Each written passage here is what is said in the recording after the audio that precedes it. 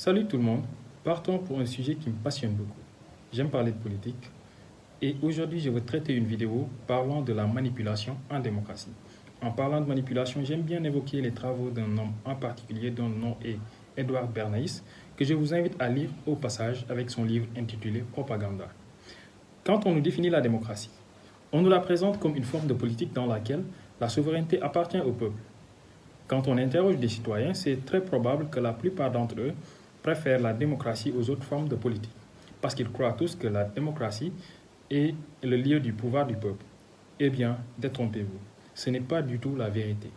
En réalité, la démocratie est plutôt une forme de politique dans laquelle la souveraineté du peuple, le pouvoir du peuple est manipulé et influencé à travers de la propagande.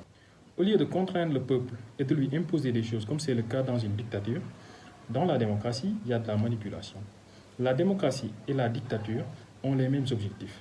La seule différence réside dans le fait que la démocratie est une dictature plus réfléchie et plus mature, parce qu'elle ne se concentre pas sur la violence physique et la coercition, mais plutôt sur la propagande et la manipulation. Donc, en résumé, on peut dire que la différence entre la dictature et la manipulation, c'est que la dictature impose et punit, alors que la démocratie influence et manipule. Des penseurs, influenceurs comme Edward Bernays ou encore Walter Lippmann ont très tôt compris que un peuple à qui on impose des choses dans une dictature est un peuple qui se sent privé de liberté, et dans ce cas, la révolte ou la révolution n'est qu'une question de temps, mais arrivera un jour.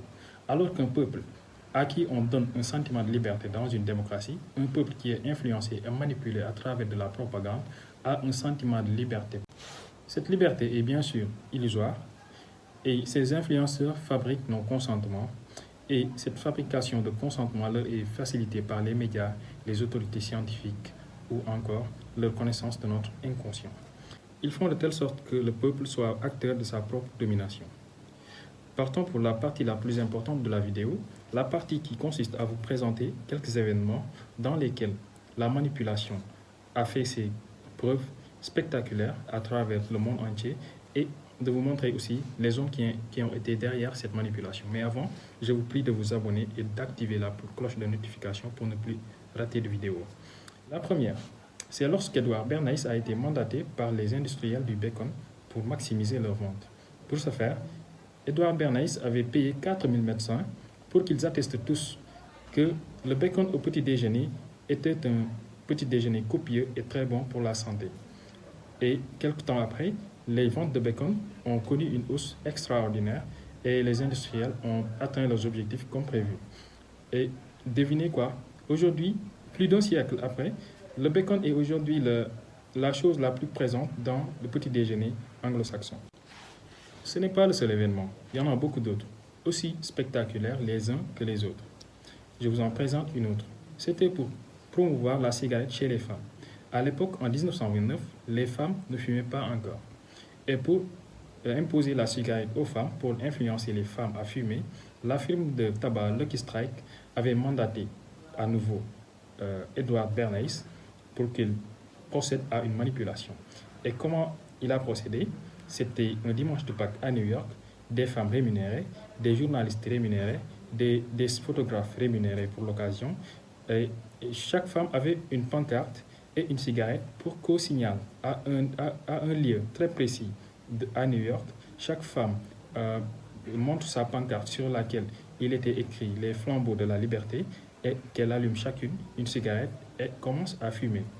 Cet événement, c'était pour faire croire à chaque femme qu'une femme qui fume est une femme libre. Et le lendemain, qu'est-ce qui se passe? Quelques semaines après, quelques mois, les femmes se sont mises à fumer parce que avant l'événement, les femmes qui fumaient étaient très mal vues par la société parce que c'était tantôt les prostituées. Et à partir de ce jour-là, une femme qui fume a été quelque chose d'accepté dans la société. On procède de la même manière, de la même manipulation pour nous faire croire à l'existence d'une maladie, pour nous faire accepter un homme politique ou nous faire consommer un produit d'un grand industriel. C'est pourquoi je vous prie tous de ne faire confiance à aucune autorité scientifique parce qu'ils sont tous corrompus, et ne faites confiance à aucun média parce que les médias ont pour objectif de servir à des industriels pour nous pousser à consommer même si ce qui n'est pas bon pour notre santé. chacun doit avoir la lucidité et l'audace de penser par lui-même et de ne pas se laisser emporter par la manipulation qui existe encore aujourd'hui et qui est encore plus présente qu'avant. Pour mieux comprendre la place de la manipulation dans le monde d'aujourd'hui, je vous prie de lire des auteurs comme Michel Kluskar ou encore Edouard Bernays ou Walter Lippmann par exemple pour comprendre les dessous des médias et des événements que vous suivez toujours au niveau des médias, au niveau de la télé. Merci, je vous remercie de votre attention et vous prie de vous abonner et d'activer la cloche de notification.